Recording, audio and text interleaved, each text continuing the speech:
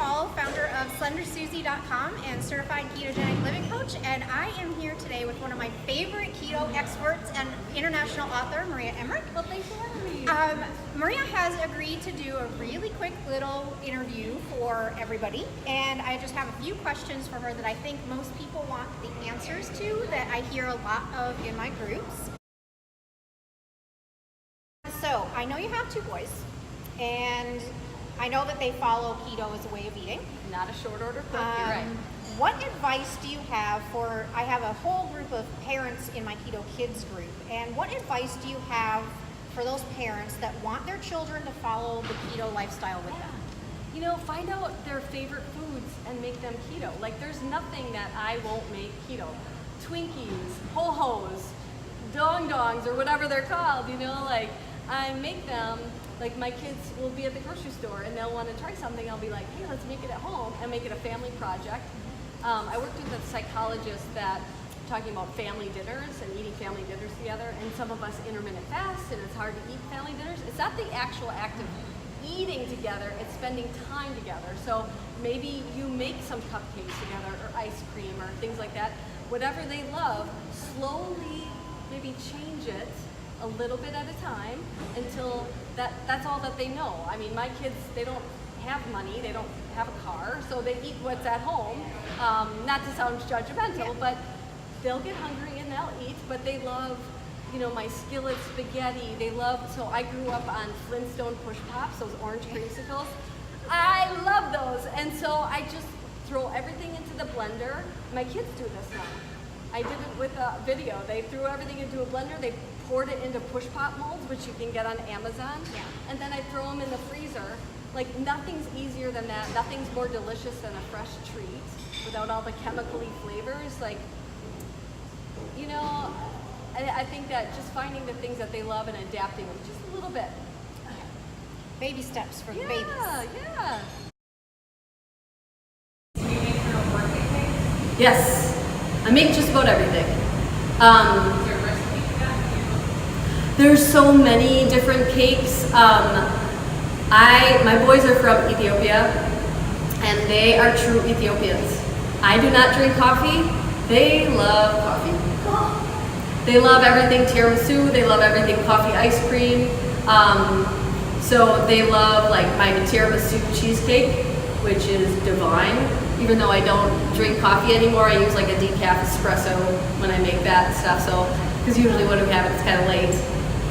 But yeah, there's different cake recipes, but birthday cakes are a little bit non-traditional for our family. It's more like cheesecakes and coffee flavorings and, you know, that type of stuff.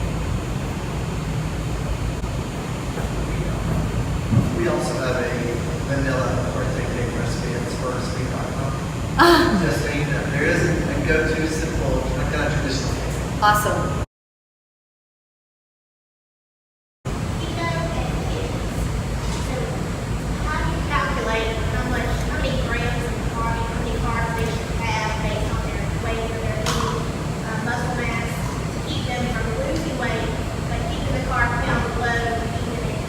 Yeah, good question.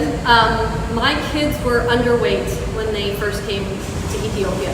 They weren't even on the growth charts, they were so small. I mean, Kai looked like a newborn and he was one. Like, he was itty bitty. Like, I carried him in a baby carrier for way too long, but I just never wanted to put him down. Now I got me talking about kids. But they're now like way, like they're at the 50 percentile. They joke that they're carnivores because they basically eat zero carbohydrates. That's what they like. They like steak, they like hamburgers, they like, you know, all of that type of stuff. And if you're worried about the nutrient density in food, I have charts that are all scientifically based. That beef liver, blow, kale, blueberries, you name it. Anything you think has higher nutrients than beef liver, I'll show you it's not true. Vitamins, like everything. So they basically eat zero carbohydrates, but I don't limit their protein, I don't limit their fat.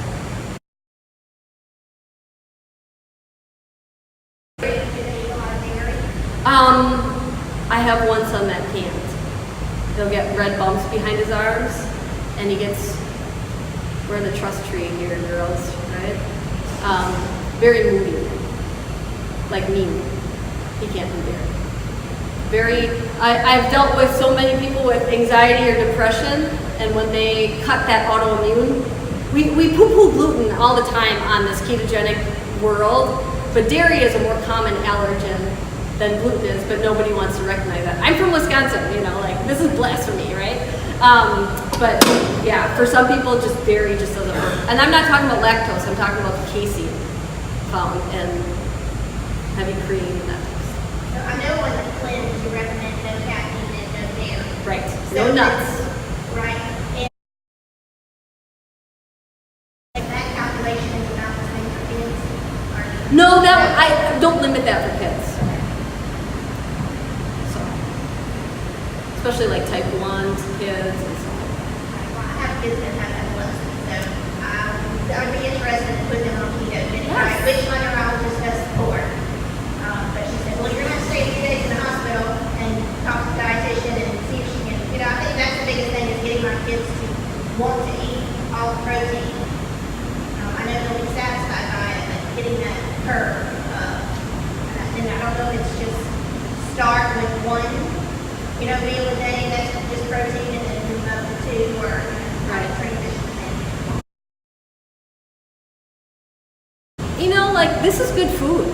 I mean, so you just have to kind of find the things that they love and just slowly maybe change them over a little bit. You know, it's a process for everybody.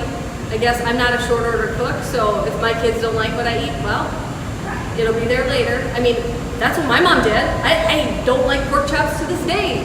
And I still remember sitting there at dinner and she's like, oh, you're not done? Okay, this will be here for breakfast. And it was. But I don't see a lot of parents doing that anymore. They're afraid that their kids are gonna like die of starvation that they don't eat. You know, I know what my kids really like. I was like, you get those if you eat this. Or, you know, like you get iPad time if you eat this. You know, and I don't know, I had to eat like chop suey and stuff I despised when I was a kid. I didn't know what French fries and chicken nuggets were. I mean, we lived in the woods, you know.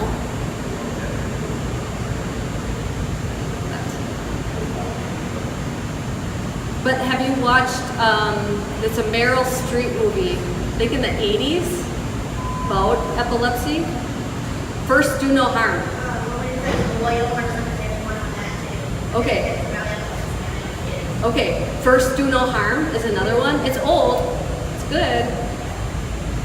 It's about the keto diet and how she went against, Do no harm.